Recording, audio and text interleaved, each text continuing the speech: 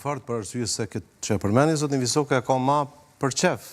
Zotin Visoka në këtë përsin s'ka Jo për qef, jo, po e ka ma për qef lëvizja vetëvendosje. Okej.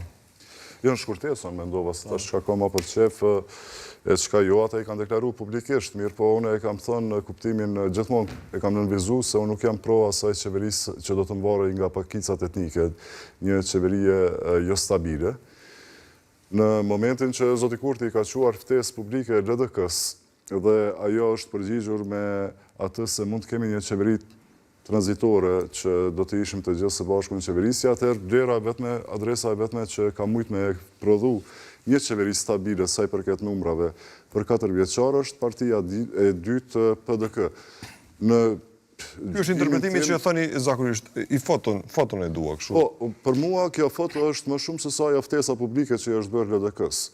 Këtë kuptim e ka, se mund të diskutojnë aty më shumë, pra ne gjithmonë e kemi thënë se ajo ftesë nuk e ka pas gjithashtu seriozitetin se nuk ka shku me hapa gradual që përfaqësues të dy partive të bisedojnë njëri me tjetrin, të paktën nuk kemi pa në publik që kanë komunikuar përfaqësues të vetëvendosjes me LDK, ndoshta në për bifet takohen.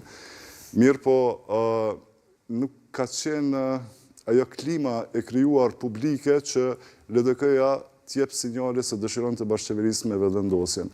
Në momentin kur i është bërë oferta nga Zoti Kurti përmes letrës, ne kemi diskutuar se nuk i kemi pa këta hapa. Ndërkohë, te kjo fotografi shihet se komunikimi nuk është qëndodhë për herë të parë.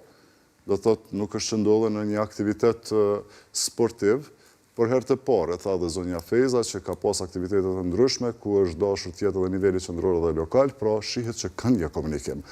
Në rastet e tilla mund të bisedohet për tema të ndryshme, zbesoj që për playmakerat më të mirë të ekipeve që shështore. Dakor, po thash, po amendsoj, e kishte kjo pak kështu si... Edhe unë jam kundër atij polarizimit, mendoj se skenës politike nuk i duhen ato polarizimet e skajshme që më pas... A është kaq normale sa që normalizoi zoja Feza komunikimin politikën tonë mes kundërshtarëve politikë? Ti mirë e riktheve në vëmendje që përpara vetëvendosja ka akuzuar ata që edhe i kam përshëndetur zotin Thaçi.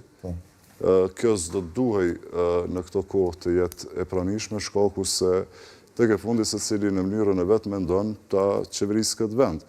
Tash dalin zgjedhje, ai që është më bens i fiton zgjedhjet deri parë dhe fiton mundësinë për të formuar qeverinë.